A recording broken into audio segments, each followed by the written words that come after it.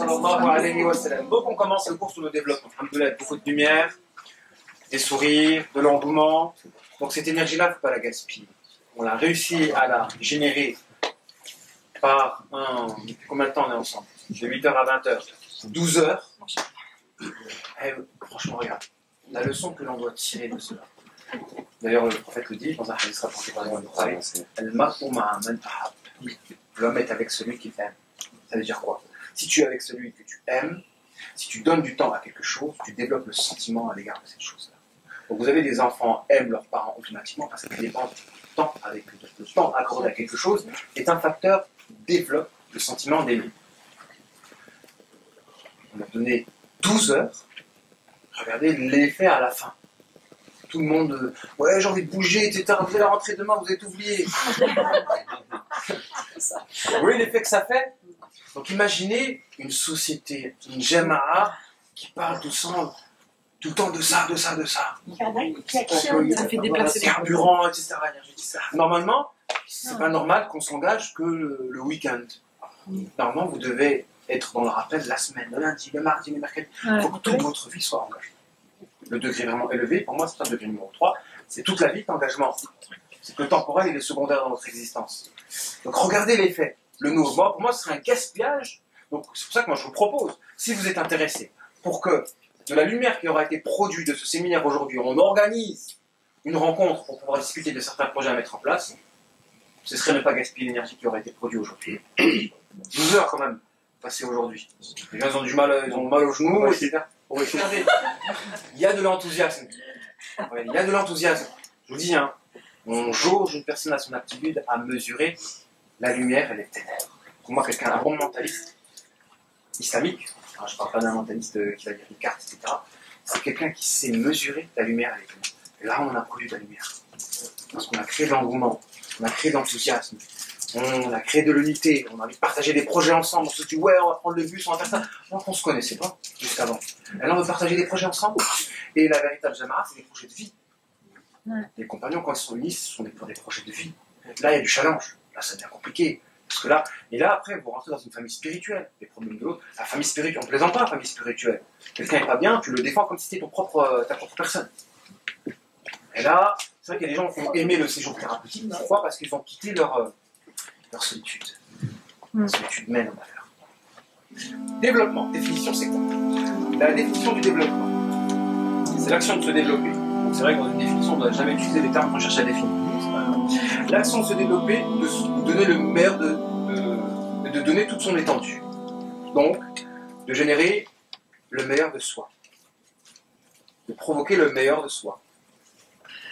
De produire le meilleur de soi. De faire en sorte qu'une personne donne le meilleur de soi-même. Donc développer quelqu'un, c'est de permettre ce meilleur. C'est élargir son champ des potentiels, c'est conquérir des bonheurs. Quelqu'un se développe quand il s'épanouit. S'épanouir, c'est atteindre des objectifs.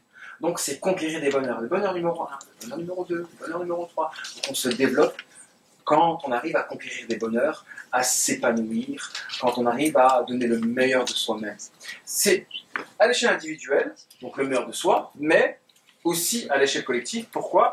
Parce que le bonheur, enfin le développement, s'opère de 2 degrés.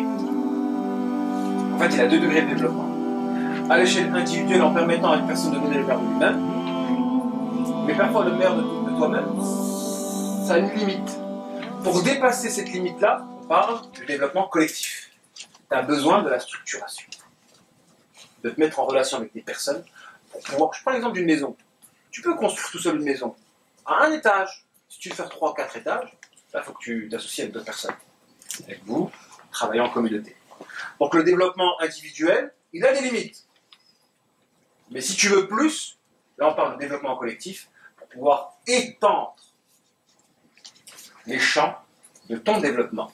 Et c'est pourquoi la structuration, c'est ce qui permet la croissance et le développement. Et la structuration n'est possible que par la discipline. Et des peuples qui ne sont pas éduqués à être disciplinés, à être rigoureux, ils ne pourront pas se développer et à pouvoir produire des voitures ou autres. C'est la structuration, Regardez, les Allemands, ils font vraiment un travail de qualité. Ils ont ce caractère discipliné, un peu inné. Hein, ils sont vraiment très disciplinés, avec un peu de raison. Enfin, un peuple produit vraiment de la qualité. Donc, je ne sais pas si c'est un rapport avec l'Asie, parce que c'est vrai que les Asiatiques sont quoi? Très disciplinés. Ils sont robotiques en fait. Ouais. Hein? Les Japonais surtout. Ouais, l'Asie d'une manière générale, c'est du... Quand même. Hein? Les Japonais sont Alors ils sont disciplinés. Bon, c'est vrai que les Allemands, il y a une histoire commune avec les Turcs, avec Attila, en l'an 600. Donc vous savez que les Turcs, l'Asie centrale, donc, ils font toujours des percées jusqu'en Europe, tous les 600 ans. Un peu les 600 ans, ça se répète. Dans l'an 400, celui qui a fait tomber l'Empire romain d'ailleurs, et qui s'est associé avec les Germaniques. Et il y a un mélange. En tout cas, il y a un mélange. Après, je me suis dit, hein, c'est mon interprétation personnelle, que ce mélange avec les Asiatiques, Attila et les peuples germaniques, a fait en sorte qu'il y ait que la culture, enfin le peuple germanique, ils ont une relation en tout cas avec l'Asie centrale. Qui fait que, alors d'aujourd'hui, c'est vrai, il faut le reconnaître, les produits allemands sont des produits qualité. Ils sont connus internationalement. Parce qu'il y a un mélange entre la discipline et la rationalité. Après, il faut le reconnaître aussi, les produits japonais sont des produits qualité. Parce qu'il y a ce côté discipline. Le côté discipline, ça c'est ses avantages et ses inconvénients. Par exemple, les Algériens, on va dire, s'ils ont des gros égos qui sont impossibles de discipliner. D'ailleurs, comme les Arabes, de manière générale, les Arabes, ils sont difficiles à discipliner. Mais quand tu les disciplines, ils gouvernent le monde. Ils gouvernent le monde, c'est ça. C'est très difficile à les discipliner, mais si par la puissance d'une religion comme l'islam, tu parviens à les discipliner, après, ils sont au gouvernement dans quelques années. Tandis que la discipline, certains peuples l'ont de manière innée. En fait, excuse-moi, il y a certains peuples, ils sont plus collectifs qu'individuels. Ils existent plus par le groupe social que par l'individu. Et d'autres peuples n'existent pas par le collectif, ils existent plus individuellement. Voilà. Moi, je vais continuer, Inch'Allah, les piliers du développement. Donc, je vais donner la définition. Donc, le développement, c'est l'action de donner le verbe de soi, de donner toute son étendue à quelque chose, donc de l'épanouir, de permettre de conquérir des bonheurs. Les deux degrés du développement, c'est à l'échelle individuelle en permettant à une personne de donner le meilleur de lui-même, et de permettre à une chose de donner plus. Donc, la nécessité d'une mise en relation, d'une structuration. Les piliers du développement, c'est quoi? Pour faire du développement, on a besoin d'un guide, quelqu'un qui va nous donner un cadre humain. On ne peut pas s'auto-développer. Ceux qui sont meneurs, ils peuvent s'imposer une discipline et se développer par eux-mêmes. Mais très souvent, on a besoin d'un cadre extérieur et humain. Il faut les trouver, ces cadres. Les coachs, en quelque sorte. Donc, il faut un guide, il faut se mesurer. La notion de mesure, c'est aussi important. Parce que le conditionnement mental permet le développement. Si vous voulez perdre du poids, il faut acheter une balance pour pouvoir mesurer votre progression. Parce que quand vous mesurez, vous êtes conditionné mentalement, et ce conditionnement mental, il joue directement sur votre poids direct. Donc il faut mesurer, il faut se déterminer un point de départ et une destination, se fixer un planning et se lancer en prenant des risques. Ça, c'est les piliers du développement, 5 piliers. Les différents domaines du développement. Domaine intellectuel. On doit se battre intellectuellement. On doit essayer de développer notre intelligence. Il y a le domaine spirituel. Il y a le domaine physique. On doit se développer physiquement. On doit être fort physiquement. Il y a le domaine relationnel. On doit nourrir des relations saines et se soigner de toutes les relations toxiques. Il y a le développement matériel et financier. Donc si on veut faire du véritable développement, c'est qu'on doit être performant et donner le meilleur de soi dans toutes les dimensions de la personnalité. Il y a lutte, à savoir intellectuelle, spirituelle, physique, relationnelle et matérielle. Et ce qui sera original dans ce cours-là, c'est la manière de personnifier le diable. Si vous voulez vous développer, vous avez besoin donc de mesurer la lutte, de mesurer votre combat contre le démon, qui par définition est celui qui veut s'opposer à votre développement. Parce que ce que le démon veut, c'est vous empêcher de s'épanouir, et s'épanouir, c'est se développer. Donc le démon, c'est l'obstacle au développement. Donc, pour se développer, il faut casser ce démon-là, il faut lutter contre lui, il faut le vaincre. Et il a des noms. Et c'est pourquoi il est important de maîtriser ces noms pour pouvoir bien lutter contre les diables. Premier nom, l'ambiguïté, le flou, l'ignorance, la même chose. Le flou, c'est pas clair. Ça, c'est l'un des noms du diable. L'incompréhension, l'ignorance, le flou, le gros mot, l'ambiguïté, le manque de clarté, le trouble. C'est l'un des noms du diable et c'est l'une des voies par lesquelles le démon peut faire beaucoup de dégâts. Dès qu'il y a une situation où il y a du flou, de l'ambiguïté, il faut la casser par de la clarté, de la science, de la transparence. Et quand on règle, on fait de la thérapie, quelqu'un vient et vous expose sa situation. Il y a de l'ambiguïté, des nœuds, des problématiques qu'on n'a pas compris, etc. Le thérapeute, il est là pour comprendre à la place de la personne qui est malade. L'aider à comprendre son problème. Quand il fait un diagnostic, il fait une enquête pour trouver la source de son problème. Parce que si vous avez trouvé la source du problème de quelqu'un, vous l'aidez à résoudre son problème parce qu'il faut administrer le remède à l'endroit de la source de la problématique. Le remède, il faut l'administrer à la source. Donc, dès que vous avez trouvé la source, c'est bon, si vous êtes attaqué mentalement par quelqu'un qui vous envoie des ondes par la voie du mental, si vous trouvez qui c'est, vous allez régler le problème. Si c'est une personne hypocrite qui se cache dans son entourage, vous allez découvrir qui c'est, vous allez régler le problème. Trouver la source est fondamental. Donc, le thérapeute, par son jihad intellectuel, il doit lever le flou, l'ambiguïté sur son problème, la source de son mal-être. Deuxième, le gaspillage, la dispersion de l'être. C'est l'un des noms du diable. Vous avez des gens qui sont dans le gaspillage du temps. Vous avez des gens qui sont dans le gaspillage de... Après, il y a différentes manières de gaspiller. Attention, ça c'est un signe que vous avez un démon à votre côté. Vous n'arrivez pas à gérer votre argent, vous avez l'impression que votre argent il est gaspillé, voilà, il est dilapidé, vos poches sont trouées, vous mettez des choses, ça disparaît, etc. Vous avez une mauvaise gestion. Il faut bien qu'il y ait peut-être un démon qui est derrière vous. Et on peut gaspiller de plein de manières. Faire un mauvais choix, c'est un gaspillage. Choix option A, option B, c'est ce que j'ai dit tout à l'heure. Si vous choisissez l'option B au détriment de l'option A, avec une différence de bénéfice, vous allez gaspiller cette différence-là. Et ça, le démon, il peut nous passer, il peut nous pousser à prendre les mauvais points. Bien sûr. C'est son taf. C'est son métier. Donc il y a plein de gens, ils vont faire de mauvais choix, et par ces mauvais choix, ils seront impulsés par le démon, qui va faire gaspiller leur énergie. Gaspillage. Donc un bon coach, un coach spirituel, on va dire musulman, c'est quelqu'un qui va vous permettre de lutter et d'écraser le démon à l'endroit du flou. Il faut que tout soit clair dans votre vie.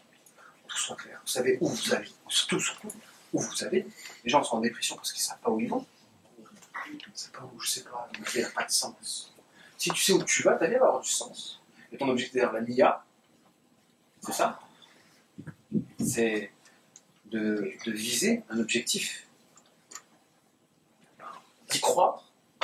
Et à partir du moment où tu vises un objectif, tu t'attelles à suivre. J'ai le meilleur objectif. C'est tawhid. C'est mettre en œuvre le tawhid. C'est un projet. C'est une parole, mais c'est un projet derrière. Quand on dit là, il a Muhammad Rasulullah, tout ce que le prophète a fait pendant 23 ans, c'est ce que toi tu dois faire. Qu'est-ce qu'il a fait? Il a chômé le prophète pendant 23 ans.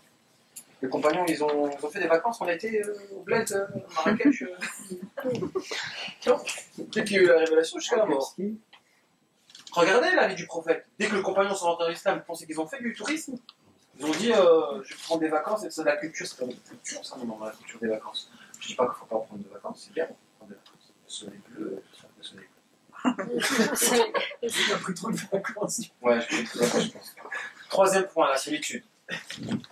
On peut dire que justement, quand tu parles de gaspillage, parce que justement, le shaitan, justement, casse en fait compte la notion de sens. Il se brouille en fait, il n'y a pas de sens en fait. Dans le gaspillage, il y a le hors-sujet. Hein? Le hors-sujet, c'est une forme de gaspillage. C'est vrai, si une personne... D'ailleurs, c'est comme ça qu'on les détecte en thérapie. On fait une thérapie, la personne fait un sujet pour nous éloigner de l'élément à même de le démasquer. Attends, où tu viens? Reviens dans le sujet, mon ami. Mais il faut être fin. En fait, vous verrez quand on fait des thérapies, c'est des lapsus. Et en fait, ils sont frêles. Ils sont pas très forts, les gars misquins. Ils sont pas très balèzes. À partir du moment où tu as d'expérience, tu les grilles direct. Reviens sur pourquoi tu fais un hors-sujet? Reviens sur le terrain, cousin, tu vois. Donc la personne cherche à cacher quelque chose, tu vois. Mais elle le cache tellement de manière grossière que tu sais que c'est quoi la chose qu'elle a cherché à cacher. Elle n'est pas très future. Donc ça peut être un gaspillage énergétique. Les gens qui font du hors-sujet et qui empêchent de cibler la problématique. Donc je dis 1, l'ambiguïté, le flou. 2, le gaspillage, la dispersion. 3, la solitude. Ou les mauvaises fréquentations. C'est l'un des noms du diable, si vous êtes seul. Parce que vous pouvez vous développer individuellement, mais il y a des gens qui ne peuvent se développer individuellement que par la jamara, que par le groupe. Ils ont besoin d'une jamara, d'un groupe pour se développer, leur complémentaire angélique. Parfois, à partir du moment où on constitue une jamara comme ça, les anges ils vont être là. Mais ça va nous développer. Mais après la jamara, quand elle est brisée, et chacun fait entre chez notre quotidien revient. Mais tout le monde n'a pas cette capacité à maintenir une cadence, d'ailleurs on en revient. Le désordre, 4. Quatrième nom du diable, le désordre, l'anarchie. Le désordre, c'est l'un des noms du diable. Et 5, la peur, les inquiétudes, les angoisses. J'en ai mis 5. Ça c'est du développement. C'est pour le domaine temporel. En réalité, toute la spiritualité musulmane, il y a des noms. Pour le degré numéro 1, l'ambiguïté, le remède, c'est la science. Mais quand on parle de science, on parle de compréhension. Pour le nom numéro 2, le gaspillage, le remède, c'est l'intention, dans le sens où je vise un objectif et je ne me disperse pas. Donc je ne gaspille pas mon énergie. Pour le visage démoniaque numéro 3, la solitude. Pardon, le gaspillage, quelle vie? L'intention. L'intention. Alors, juste l'intention, on va en faire un coup. Parce que l'intention, c'est cette faculté à véhiculer de l'énergie. C'est l'intention qui véhicule de l'énergie. Si je prends une salle de 200 personnes, avec mon intention, je peux la remplir. Si je prends une salle de 20 personnes, je ne remplirai que 20 personnes. Et sur la science, c'était quoi le premier? Pour l'ambiguïté, c'est la science. Ah, l'ambiguïté. Le nom ambiguïté, c'est la science. Mais il faut définir la science comme étant la compréhension profonde des choses. La différence. Ce que tu dis, c'est intéressant, c'est-à-dire que ton intention va déterminer réellement ce que Le tu résultat. Mais ça, c'est les gens dans le temporel. Hein. Non, l'attention a un pouvoir. C'est un peu ce qu'ils disent, la puissance de l'intention. Enfin, Voilà. là, Après, bon, il y a tout un mysticisme de ça. L'intention, c'est la nature, profonde de la chose. Tu t'inspires à toi-même et l'unité. Bon, il y a un peu du mysticisme. En fait, l'intention, si on met une touche islamique à ce discours-là du pouvoir de l'intention, on aura une intention très performante et puissante à partir du moment où tu effaces ton ego de ta volonté et tu permets à la volonté pure d'être à travers toi. Mais la volonté pure sans entacher de ta propre volonté.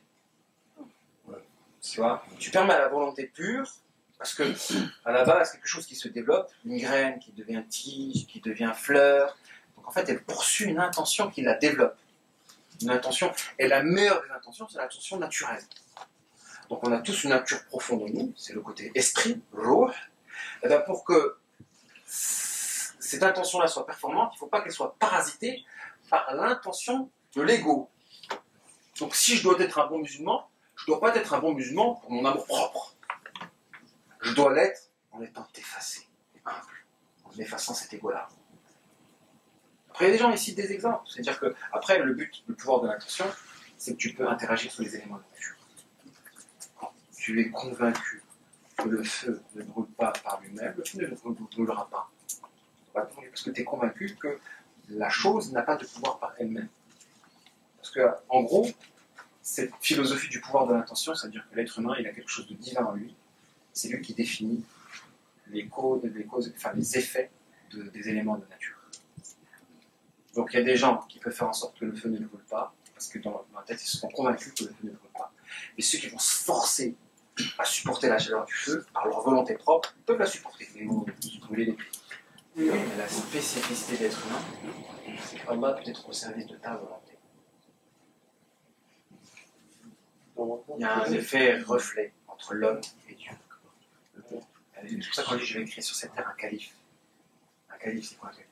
C'est pas un califat de Daesh. Un calife, c'est un reflet. Allah, il a créé l'homme, et l'homme pour qu'il reflète lui. Pour qu'il reflète lui, il faut que l'homme soit transparent pour que l'homme ait un rôle, entre guillemets, divin sur cette terre par le véritable divin. Et pour ça, il faut qu'il soit transparent. Et donc oui, Allah pourra réaliser la volonté de celui qui est convaincu qu'Allah a tous les pouvoirs. Ça fait penser à Khalid ibn Walid, qui était sûr de toujours gagner, mais toujours gagné. Et même, il a bu une boisson empoisonnée. Exactement. C'est-à-dire qu'il y avait une boisson empoisonnée, il était convaincu que ça n'avait aucun pouvoir, il a bu. C'est tout le monde qui doit faire ça. Il disait ça par rapport au coronavirus. Il disait il faut être comme Khalid ibn Walid. Il n'a pas touché.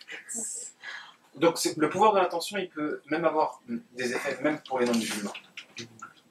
Vous avez des gens qui sont très spirituels, etc., qui arrivent à interagir sur les éléments de nature.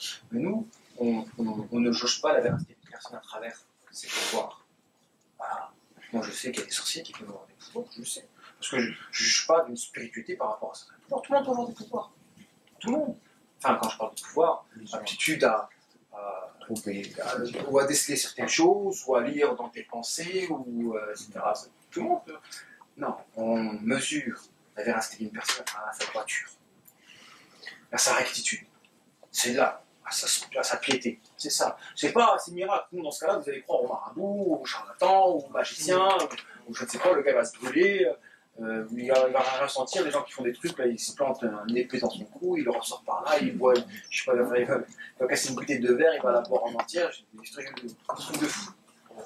Le désordre est l'un des noms du diable, et la manière de lutter, donc c'est le will, et la peur des inquiétudes. Mettons les moyens de lutter contre ces noms du diable, pour l'ambiguïté c'est la science, pour le gaspillage c'est l'attention, et juste l'attention, on peut faire un DAS que sur ça. Ça c'est vrai que c'est une thématique qui est très importante, parce que c'est ça qui fait qu'on peut produire. Parce que l'attention, si moi par exemple je vise un groupe, j'envoie un flux positif sur tout le groupe, je permets au groupe d'être unifié. Je permets au groupe d'être soudé, parce que j'envoie une énergie qui va unifier tout le monde. Et le meneur, il doit faire ça. S'il ne fait pas ça, il ne peut pas réunir les gens. Il fédère. S'il n'envoie pas une intention qui fédère, il ne pourra pas fédérer, chacun va être dispersé, le groupe ne tiendra pas, il ne pourra pas faire de projet. Donc l'intention est fondamentale. Et l'intention participe du combat intellectuel. Le combat intellectuel, spirituel, physique, relationnel et matériel. Et le remède de la peur, la peur des inquiétudes, c'est quoi? Le courage. Et le courage, le courage, c'est ensemble qu'on devient courageux. C'est par la prise de risque. Le groupe. Le remède, c'est le groupe. Il faut toujours être en groupe, il ne faut pas être seul. Il faut chercher à être en groupe. Il faut créer du lien. Il faut créer du lien pur. Le 3, c'est le groupe. Du lien sur qui tu peux compter parce que ça guérit, ça te soigne et ça te permet d'accéder au bonheur. Il ne faut pas être seul. Le wird. C'est ton planning. Tu dois avoir un planning religieux. À 4h du matin, je dois faire ça. Un programme spirituel. C'est souvent le mieux, c'est pour le corps. Je dois réviser ça, etc. Il faut un wird. À tous les niveaux sportifs, même au niveau de l'hygiène alimentaire, même au niveau du travail. Bref, il faut un planning. Ça ne doit pas être dans le désordre. C'est des choses très importantes. Ces 5 choses-là, si on les met en pratique, on peut lutter contre le diable. Mais si vous avez, franchement, les principaux, désordre, gaspillage et flou. Il fait un carnage, le diable. Si vous ne comprenez pas votre problématique, vous ne comprenez pas votre épreuve, vous ne comprenez pas votre profil, Chétan va se frotter. Là, juste pour le flou. Le gaspillage, vous pouvez perdre beaucoup d'argent, perdre beaucoup de lumière, etc. Gaspiller, perdre beaucoup de temps, le gaspillage. Et le désordre. Les gens n'ont aucune structure dans leur vie. Ils n'ont pas une vie qui est structurée. Ça mène au gaspillage. Ça ramène au gaspillage. Parce qu'à partir du moment où tu es désordonné, tu n'arrives pas à permettre le développement, à mettre de capitaliser ton énergie. Le résumé, il y en a d'autres, le nom du diable. Moi, j'ai mis que le domaine temporel. Dans le domaine spirituel, on aurait pu mettre l'inconstance pour la patience, le tawakkul, etc. Mais ça, j'ai réservé pour la spiritualité qui est une discipline à part. Ça, c'est pour le temporel qui peut aider les gens à réussir dans le bas monde. C'est lutter contre le flou, donc les gens ont besoin de clarté, lutter contre le gaspillage et la dispersion de l'être, lutter contre la solitude et les mauvaises fréquentations, lutter contre le désordre et l'anarchie, et lutter, on pourra rajouter le manque d'hygiène. C'est une forme de nom du diable. La saleté, vous ne lavez pas, votre maison, vous ne nettoyez pas, vous ne faites pas un peu de ménage, et des mots, ils viennent tout de suite. On peut en rajouter d'autres. Le diable, il a plein de noms. Et la manière de lutter contre ces noms les noms principaux va déterminer votre degré de spiritualité dans la lutte contre le vide. Mais les principaux, comme je vous dis, hein, flou, gaspillage et désordre. Flou, si on devait résumer à deux, flou et gaspillage. Parce que le désordre, il mène au gaspillage. Si vous êtes structuré. Et le remède du désordre, c'est quoi Le weird. Le planning. Le planning. Si vous avez un planning, si vous savez où vous allez, si vous arrivez à dénouer tous les nœuds et à mettre de la clarté sur tous les flous de votre vie, là vous pouvez accéder rapidement au bonheur. Si vous rajoutez le groupe, parce que bon, c'est difficile de trouver de bons amis de nos jours, c'est encore mieux. Et si après vous lancez dans des projets à risque, c'est encore mieux. Mais déjà, juste les 4 premiers, science, intention, groupe et will, si vous pratiquez ces piliers-là du développement dans votre lutte, vous allez vraiment vous rapprocher d'un état de bonheur et de béatitude. Sûr, bien sûr. Bah, vous le voyez, de toute façon, les gens sont malheureux. Pourquoi? Très souvent parce qu'ils ne comprennent pas leurs problèmes et leurs épreuves. Et ce flou-là fait gaspiller d'énergie. Ils sont dispersés dans leur personnalité. Mon permis, mon diplôme, le souci avec ma tante, mon ex qui a fait ça, mes dettes par rapport à ça. Dispersés. Vous ne pouvez pas être heureux avec un démission. Les réseaux sociaux, ça empire les trucs. Exactement. La solitude. Arrête tes problèmes quand tu es seul. Des fois, juste rencontrer quelqu'un te fait oublier tous tes problèmes. Ouais. Des fois, juste rencontrer des gens, vous oubliez tous vos problèmes. D'ailleurs, hein, il y a de la lumière qui est générée par la jamais. Après le désordre, bah oui, si vous êtes structuré, vous êtes très productif. Vous ne pouvez pas réussir un projet économique si vous n'êtes pas structuré. C'est une méthode de travail. Juste ces classifications-là, c'est les plus importantes qui vont vous permettre de vous développer. Donc le coach, il va vous aider à mettre au clair toutes les problématiques et les flous de votre existence en vous disant où il faut y aller. Après, quand vous savez où vous devez y aller, c'est l'intention, c'est la volonté, développer la volonté et l'énergie que vous allez investir. Donc il faudra de l'espérance, de la détermination, de la conviction, et vous vous attelez à totaliser votre être. Donc bien sûr, il faudra lutter contre la dispersion. Donc tous ceux qui veulent vous disperser.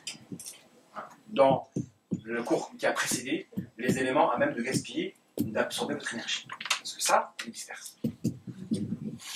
L'intention, tu totalises ton énergie et tu l'investis. C'est ça. Donc il faut faire attention à tous les absorbeurs énergétiques. Trahison, etc. Voilà pour le cours sur le développement.